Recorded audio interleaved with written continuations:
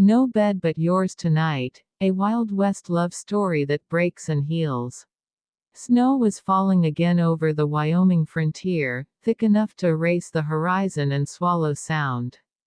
The town of Copper Ridge had already shut its doors, lanterns flickering behind frosted windows, horses tied tightly against the wind.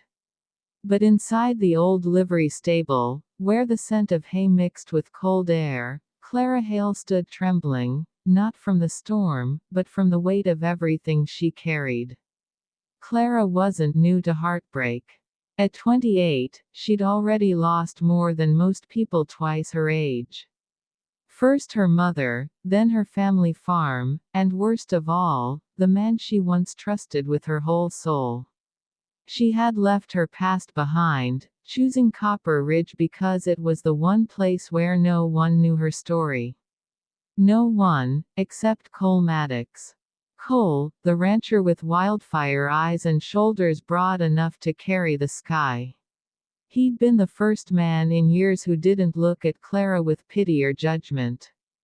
The first man who didn't ask about her scars or the fear she tried to hide. He simply showed up, repairing fences she couldn't repair herself, dropping off food she never asked for, riding beside her when trails grew dangerous.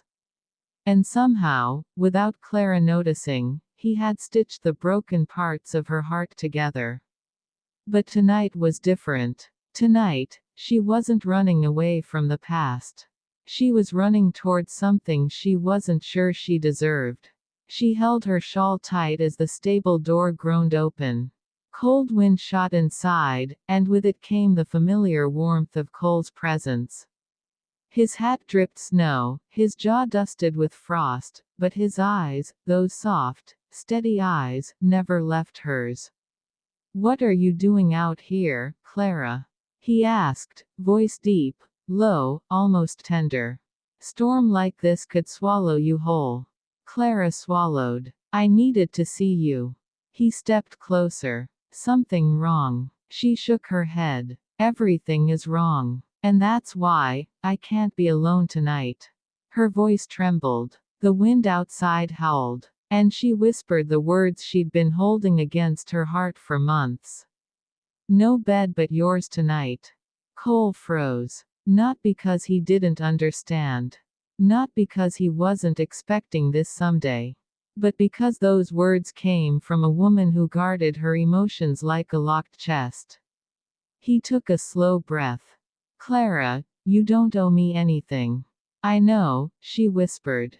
"That's why I'm here." Cole reached out, gently brushing snow from her hair. His touch was warm, grounding.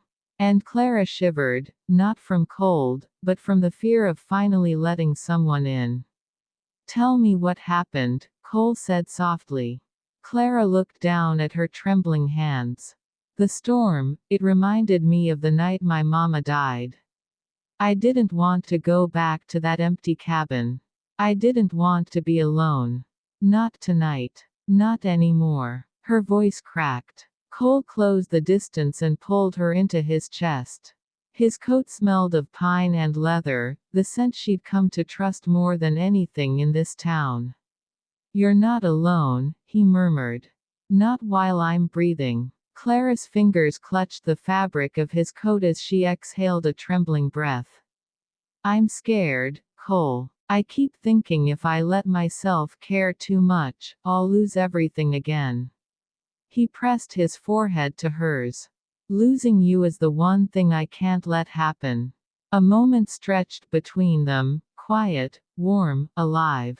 Cole took her hand. "Come on. Let's get you home." But she didn't move. "No," she whispered. "Not home. Not tonight. I want to stay with you." His eyes softened in a way that nearly broke her. Cole had always been gentle with her, always gave her space, always waited for her to take the first step. Tonight, she finally did. He nodded once. "Then you stay with me." Cole's cabin sat at the edge of the Maddox Ranch, its wooden beams glowing under lantern light. He opened the door, letting the warmth spill out. Clara stepped inside, and immediately the crackling fire eased the ache in her chest. You can take my bed, Cole said quietly. I'll sleep in the chair. Clara turned, eyes glistening. That's not what I meant. Cole's breath faltered. Clara, I didn't come here for comfort, she whispered. I came here because you're the only person who makes me feel safe. Cole lifted her chin. You want safety, you have it. But I won't let you mistake fear for love. It's not fear, Clara said, voice breaking. It's you. Her words landed like a heartbeat. Cole cupped her face gently. Then stay. Not because you're lonely. Not because of the storm. Stay because your heart brought you here. It did, she whispered. They stood there in the firelight, two people who had been broken by life, finally finding the courage to hold each other. Cole brushed away the tear on her cheek. Thank you for trusting me. She leaned into his touch. Thank you for catching me when I didn't even know I was falling. He kissed her forehead first, soft, slow, reverent. A promise. A beginning. It wasn't a kiss that demanded anything. It simply told her she was safe. It's okay, Cole said softly. You're with me now. And for the first time in years, Clara believed it. When Clara woke, sunlight stretched across Cole's cabin. His coat was draped over her like a blanket, smelling of cedar and warmth. She sat up slowly, and froze when she saw Cole asleep in the rocking chair. He hadn't taken the bed. He hadn't even taken off his boots.